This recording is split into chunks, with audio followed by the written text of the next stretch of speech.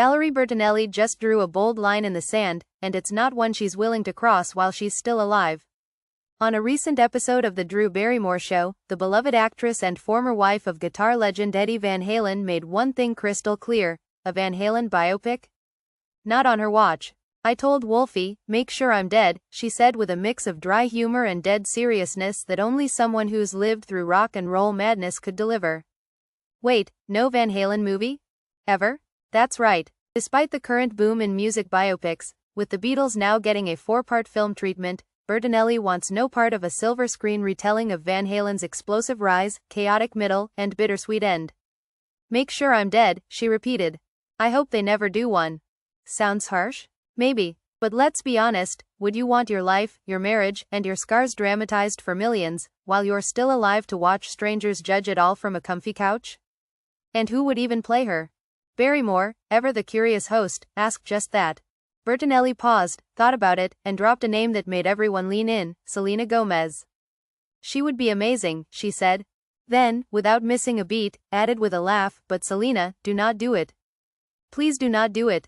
Barrymore burst out laughing. "No, you'll figure it out together."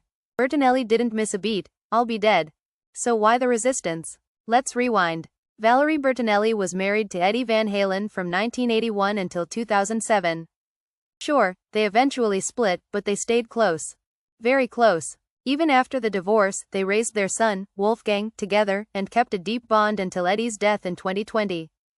That's more than a story, it's a life. And maybe it's too raw, too personal, too real to turn into just another movie. Besides, she's had her share of finger-pointing. In that same interview, Bertinelli opened up about something many fans might have missed. Back in the day, when Van Halen famously broke up in 1985, some pointed fingers at her. She was called the Yoko Ono of Van Halen. Seriously? "Well, I have been called Yoko in my day," she said with a chuckle. Barrymore, clearly taken aback, asked if she meant that Yoko, the woman who's often unfairly blamed for the Beatles' breakup. "Oh, you didn't know I broke up Van Halen?" Bertinelli joked. As if I had the power to break up a band. But she did not shy away from the comparison. "I wore it proudly. Yoko is an amazing woman.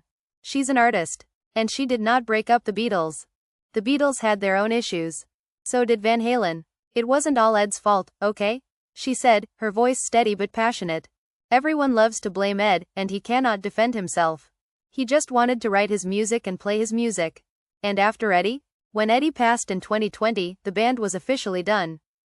Years of tension, creative clashes, personal wounds, it all led to that quiet, inevitable end. Wolfgang, their only son, has since gone on to make music of his own, carving out a place in the industry on his terms. And yes, he's been offered a chance or two to turn the Van Halen saga into a movie.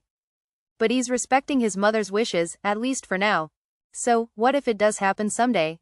Let's be real. A band as iconic as Van Halen? A legacy that loud doesn't go quietly. Hollywood will come knocking. Probably already has. But Valerie's not ready to see her story, their story, sold as entertainment. And honestly, can you blame her? Maybe one day, far down the line, there will be a Van Halen biopic. Maybe Selena Gomez will wear a wig and hold a guitar in a dramatic backstage scene. But for now, Bertinelli's message is simple. Let the music live. Let the memories breathe. And please, wait until she's gone.